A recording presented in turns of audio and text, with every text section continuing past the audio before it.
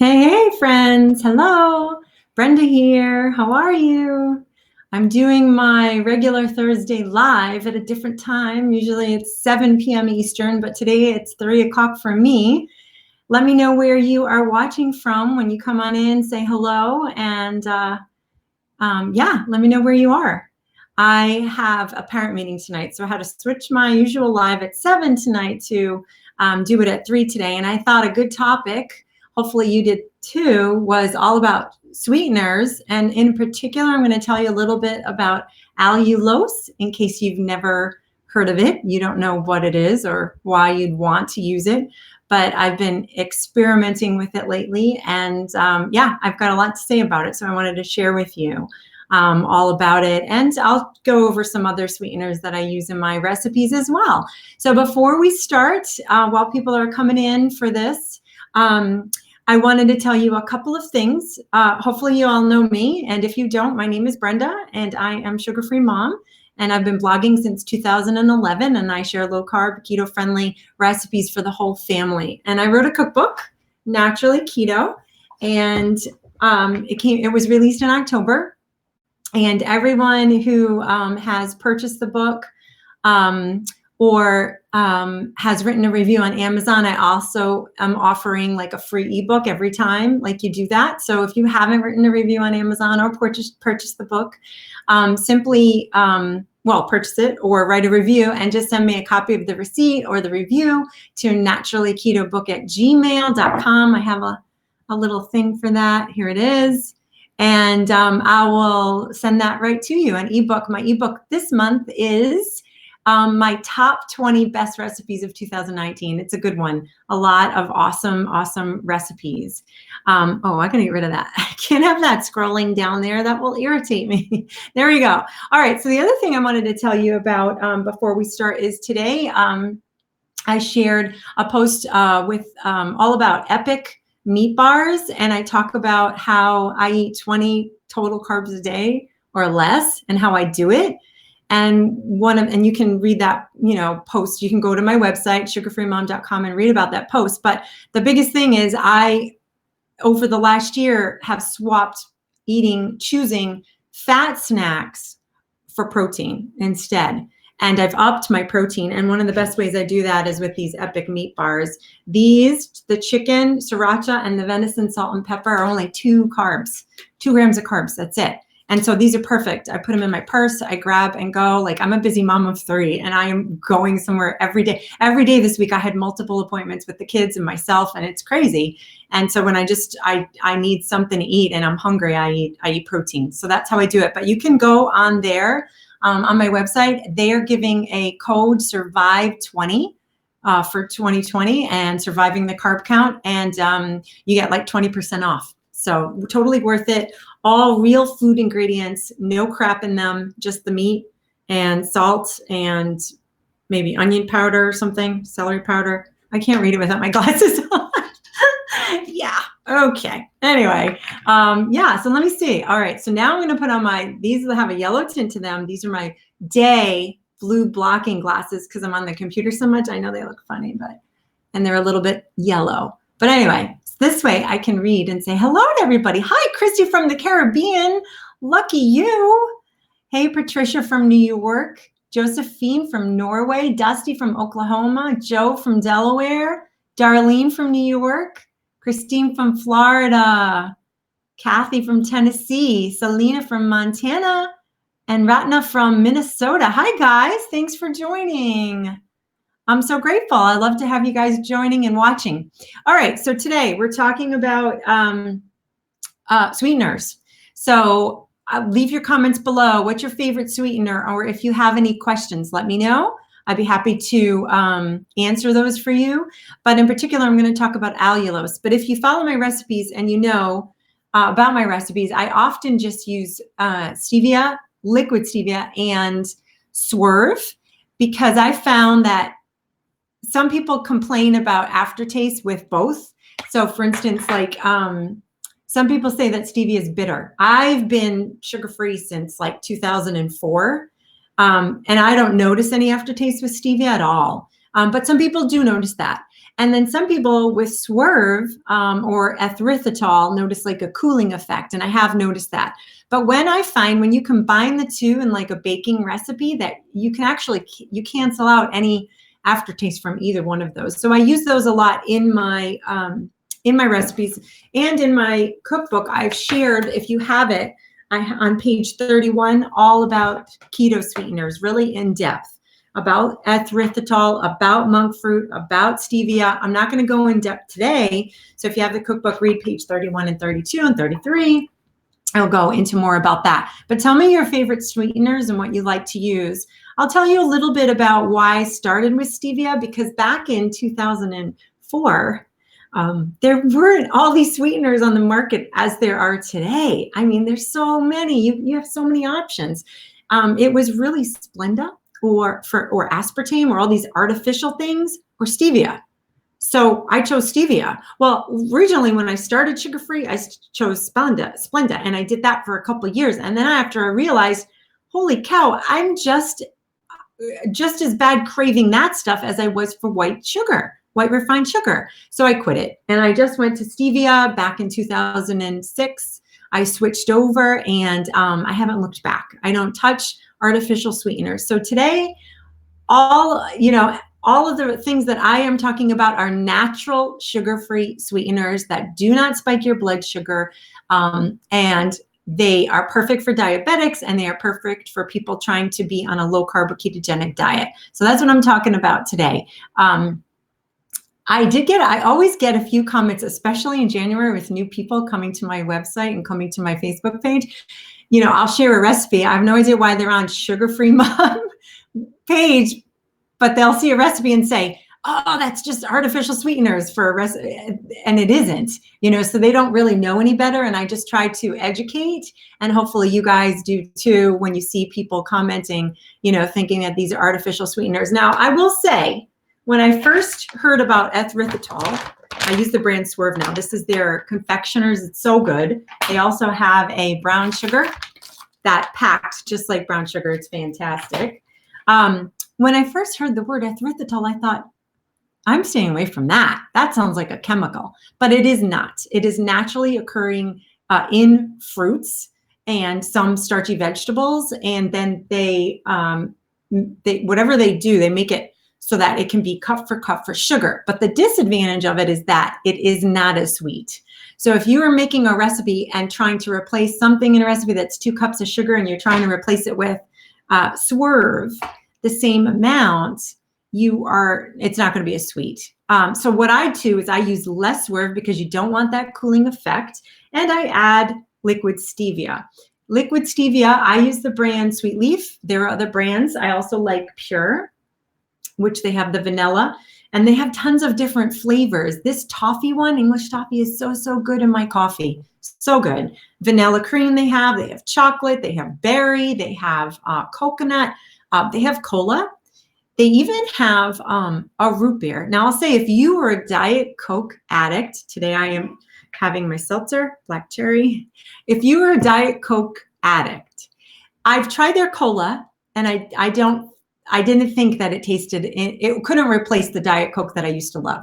I tried their root beer in plain seltzer water. It tastes just like a Diet Coke. I tell you, if you haven't tried it and you need a diet, like that flavor of Diet Coke, I would highly recommend it. Well, anyway, a lot of people don't want to use all the flavored. You don't have to. You could just get clear stevia in the liquid form and use flavored extracts to make the recipe work out so well. The way I use it, I just keep them all in my fridge. I love them. The reason I like the liquid is because it's very hard to work with a powdered stevia, and it can't measure 1-to-1 unless you are buying a stevia that has fillers in it. And I don't want to do that. I don't want to buy stevia that has a filler in it to measure like sugar. So this gives me the bulk. This gives me the extra sweetness I need to equal the taste of a traditional baking recipe. I use them both. The other thing that I like is monk fruit sweetener. Lakanto is the brand I use. They also have a brown sugar substitute, and they also have a confectioner's. And monk fruit comes from, so let me explain first. So stevia comes from the stevia plant. It's naturally sugar-free. It's native to Paraguay. Anyway, the leaves are boiled down. You get the liquid, okay? Natural, sugar-free. It's sweet, and they don't do anything to make it sweet. It is what it is. And that's why it doesn't spike your blood sugar. It has no effect on your blood sugar at all. Perfect for diabetics. Swerve, erythritol. You don't have to use the brand Swerve, but I find it's the best one for the confectioners. I really like it. It's nice and fine, and baking products. That is naturally found in certain fruits and vegetables. And the monk fruit is, I think, are from China. It's from the monk fruit plant, and that is naturally sugar-free as well.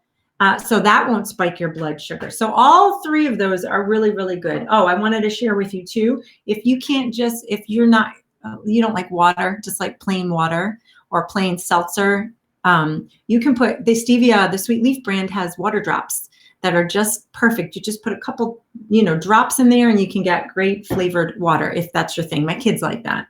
All right, but today we're going to talk about allulose. So let me see if there's any questions first. You love the sweet drops, Kathy. Yeah, me too. Yeah, some people do think that monk fruit ratna, I'm sorry if I'm messing up your name, but stevia tastes bitter for some people. Yes. Dusty said, I want to try the brown sugar Swerve so bad. Yeah, it's really, really, really good. Oh, what else? Monk fruit. Kirsty says you can't stand the taste of stevia. Have you tried the Sweet Leaf brand though? That's what I would ask you. Caddy says, hands down, she likes monk fruit. Yeah, everybody's different, You just got to try some recipes and see which ones you like, better, as well as where you can get it. Some people have a hard time getting, the sweeteners. Hi, Melanie from Cape Town. Hi, Kirsten from Belgium, and Jennifer from Maine. Yeah, so let's see. I don't see any questions right now. Most of these, Whole Foods, Sprouts. Some can be found in Walmart even, but mostly I buy them online. Stevia makes my hay fever so bad. Wow, okay, Kristen, that's good to know. Some people will be affected by that. I have I'm allergic to pretty much everything. I've had my allergies tested, and I'm allergic to everything, but the stevia doesn't affect me like that. All right, so I wanted to tell you about allulose. So now allulose is kind of new to the market, new for me. I just started experimenting with it. If you saw I shared, I think it was Tuesday, I shared my bread pudding. Uh-oh, gotta fix the bangs. I can see myself. There we go. I shared my bread pudding that I made for Christmas morning with my coconut flour bread. It was so good. I used allulose in that. Here's a bottle that I have. Actually, this is powdered, and this is from Wholesome allulose. I use the liquid for the topping of the bread pudding. It was absolutely delicious. And I've got another upcoming recipe for an ice cream that I use this. There is no aftertaste. And here it is in powder form as well. You can find this online. I haven't found it at any stores. So allulose is a rare sugar. Basically, natural sugar found in like kiwi and figs. It's not very common, but the good news about it, so in my bread pudding recipe, I share all about allulose in detail. Okay, so it is a natural sugar, but the thing about it is that 75% of it that you consume actually doesn't get absorbed in your body the way other things would. So there's fewer calories. You actually just you urinate it out. So the thing is, it's very low in calorie and carbohydrates, and it won't spike your blood sugar. So if you want to hear more about it, you can go to my blog post on the bread pudding. I shared all about it. But right now I am loving it because there is no bitter aftertaste, and it worked. And I love the liquid. And it's great. Like for the ice cream that I made, I have a semifreddo coming up very, very soon that I made for Christmas Day with my family. And it has it keeps the texture very nice, very soft and scoopable. And that's what we want in an ice cream. And like I said, the topping for my bread pudding was phenomenal. So those are the sweeteners I use. These cannot be compared to Splenda, to what's the other one? Aspartame, none of the artificial crap. None of these are artificial. These are all natural, and I would highly recommend them.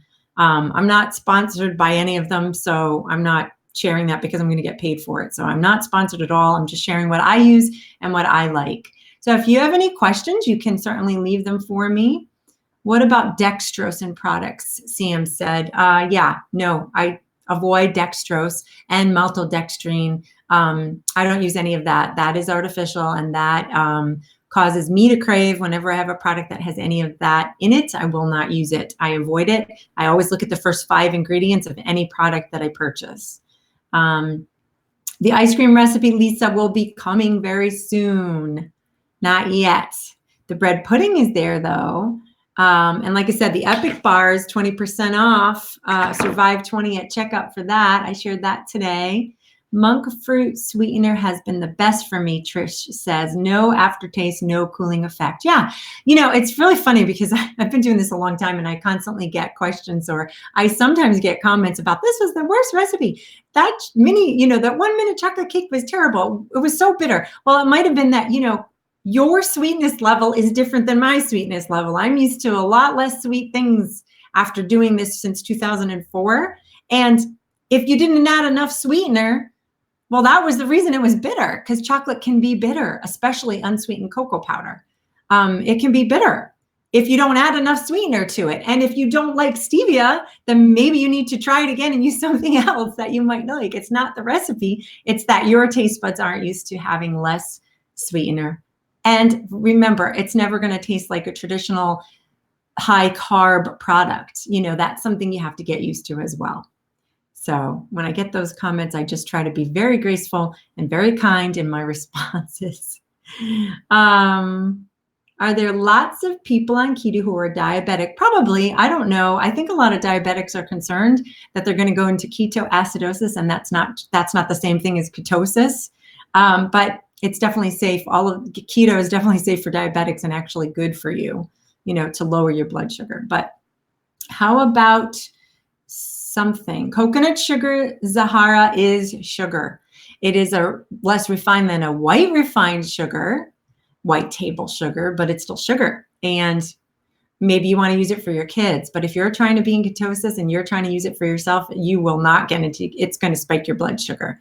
And for me, even natural sugars like honey, maple syrup, coconut sugar, they all cause me to continue to crave. So you might want to find for your kids, but maybe not for you. What are you looking for the first 5 ingredients? Something that you buy, Lillian says. And I usually look for sugar or a form or a name of sugar within the first 5 ingredients. High fructose corn syrup solids. I try to avoid all kinds of like canola oil, all that, the seeds oil, those are bad for you. I'm really mostly looking for those things within the first 5 ingredients, and I don't buy it if it has sugar or a form of sugar like dextrose or maltodextrin, or any of those seed oils, canola oil, any of those oils, vegetable oil. I don't buy it. I don't buy the product. Hopefully that answered your question. I have to put my glasses back on. Let's see. Selena asks, I thought I was crazy when I made brownies and they were burning my mouth. Cooling effect. Glad to know others have had it happen. Yes. Hi, Carmel.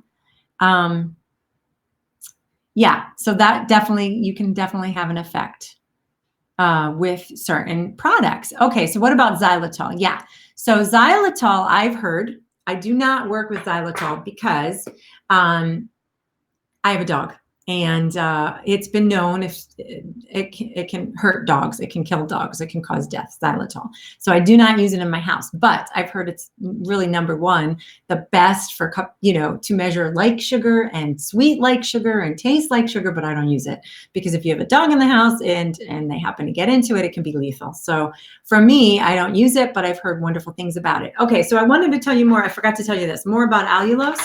The reason that I like allulose, or what I've read anyway, and what I've already experienced from trying it in the bread pudding and in the ice cream recipe that I've just made, is that because 75% of what you consume of it gets urinated out of your body, there's low fermentation in your gut, meaning that you're not going to have, if you've been subject to erythritol or xylitol causing gas and bloating, you're not going to get that with this, because 75, like I said, 75% of it's going to be urinated out. So you're not going to have all the bloating or gas or anything. Now, I've never had bloating or gas or anything with consuming erythritol, but some people have that happen, and definitely with xylitol. That's what I've heard. So I would definitely be careful if that's something that you consume, or, you know, a new for you product, you know, maybe a little bit won't bother you. Sarah asks, is allulose harsh on the kidneys since it's flushed out through urine? 75% of it, what you consume, is flushed out. I mean, I only used probably in the 12 servings of bread pudding that I posted on Monday or Tuesday, I used like a half a cup of this on the top of it. I mean, really, you're not going to consume a half a cup of allulose, right? You're probably going to, in a recipe or even in an individual, like I have a hot cereal recipe that has no sweetener in it. You add your own. You could probably put like what, a tablespoon maybe or two. I highly doubt that that would affect you because, like I said, most of what you consume is going to be peed out, you know. But anyway, I really enjoy it. I'm really liking it. So I think I'm probably going to start using it more and more within my recipes. And maybe I'll even come up with some kind of like a sweetener chart, so that would help you if you're using Swerve or erythritol or xylitol or stevia or allulose, and how to switch them out in a recipe. Would that be helpful? I think that might be helpful for you guys. Although I won't use xylitol, sorry, because I can't because of my dog. All right, I don't see any other questions. Let's see, maybe. What sweetener is safest for small children? I've been using stevia since my children were little. So since 2004, I have teens now. Everybody's good. Everybody's fine. I really feel like the natural ones are the best way to go. Stevia, erythritol, like the ones I mentioned. Monk fruit is good. If you just want your kids, like my kids aren't keto, I'm keto. My husband's keto, but my kids are low carb. So if you they can have more fruits, they can have more vegetables than me. They can, you could make a recipe that has maybe a natural sugar in it if you want to use that, like a date in a smoothie or something like that. So you can use regular, if you just want them to be low carb, you just watch how much you give them, in a day. Brandy says, Jill, I don't know where you can order it if you're in Canada. Hopefully just on Amazon. I'm sure the prices would be different. Sorry, I can't help you more. Terry Ann asks, which do you suggest to try, the liquid or the powder of the allulose? Hi, Laurie. Well, I've only used the liquid right now, so I would probably say try that, but I'm going to use this one as well, the powder. Brandy asks, I just got diagnosed with diabetes. I've had to completely turn around my diet, looking for help, and you've been awesome. Oh, thank you. Love your video. That's my grandmother's clock. Sorry. Looking for help. You've been awesome. Love your videos and info. Thanks, Brandy. I appreciate the compliment. And which stores have the best prices and delivery? Javera says, I know Thrive Market is one that has low prices. I usually buy on Amazon for convenience. And what else? Thrive Market. Yeah, I don't know. You have to look around. Fiber Yum, Shirley asks. I don't know of Fiber Yum as a sweetener. I'll have to look into that one. Thanks for sharing. That was Shirley. Yeah. And I think that's it. Where do you order allulose? I have the link above for you. I just ordered from Amazon. Wholesome is one brand. This is the one I used. And also there's just one that says allulose. Yeah. They have a liquid too, and the powder. Yeah. So far I'm loving it. I put the link above. What do you think about Splenda, Cynthia? Maybe you missed it. I shared already at the beginning when I first went sugar-free back in 2004. That's how I thought you did sugar-free, is I figured you just gotta use artificial sweeteners, because I didn't know of anything else on the market in 2004. Not like we have today in 2020. So I did Splenda for 2 years. I did aspartame. I did sucralose. I don't know. I did all the artificial crap for 2 years. And I realized after I had my third child in 2005, and after I tried to get rid of the sugar again because I had been sugar-free, then I got pregnant and I said, oh, what the heck, I can go back to it when I'm done being pregnant. Oh my gosh, it was the hardest thing to ever have to do. It was like taming a lion. There was no taming. So I went to sugar-free sweeteners and I realized I craved just as badly as if I was eating white sugar. So I cut it out and in 2006, I went to Stevia, and that's what I began with because I didn't know of anything else. There really wasn't much on the market. Maybe monk fruit was there and erythritol was there, but I didn't know of it. So I started with Stevia, and then I realized the liquid's great, but I really can't bake with it. It's really, really hard to bake with pure Stevia. There's no bulk to it. So what are you going to use to replace bulk in a recipe, right? So that's when I started using erythritol after a few years, and the Swerve is the greatest brand. They're so fine and super great. So I combined them, and that's what I started doing. And then monk fruit, I started using monk fruit as well, which also I think is a little sweeter to me than Swerve. Swerve is like 70% less sweet than sugar, but the Stevia is sweeter, and you just need a little bit of it, like a half a teaspoon, a quarter teaspoon, to balance out the sweetness in a recipe.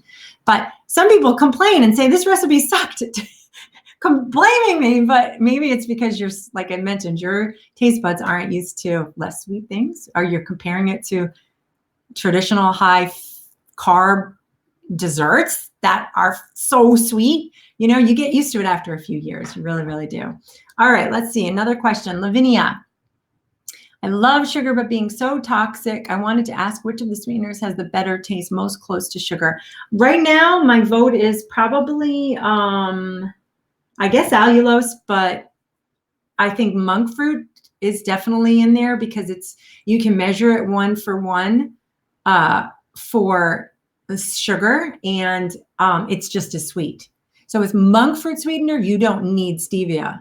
With Swerve, erythritol, you need to do stevia because you don't want to use 2 cups of Swerve in something or erythritol in something because you're going to get that really bad cooling effect. So you reduce the Swerve, you add a little bit of liquid stevia. That's how I do it in my recipes anyway. Thanks, Lavinia. She loves my recipes. You're amazing. Thank you. Paula, hello. I love your cookbook. Thank you so much. Yes, if you missed it, here's my cookbook. I've talked on page 31 to 33 all about, in depth about keto sweeteners, where they come from, why I use them. And if you haven't purchased it, I'm offering my free top 20 2019 ebook for free. Just let me know. And that's it for today. I want to keep it to 30 minutes or less always. And I don't think there's any more questions, so that's great. Yeah, the link is above for the allulose, and I hope you guys felt this was helpful. I always try to share information that can be helpful to my audience, and I know sweeteners is a big one. So if you have other questions, certainly leave them. And next Thursday, I will be back live at 7 p.m. Tell your friends and send me any questions you have, or give me a topic that you'd like to talk about for next week. All right. All right, everybody. I hope you have a great rest of the day, and I will see you next Thursday. Ciao.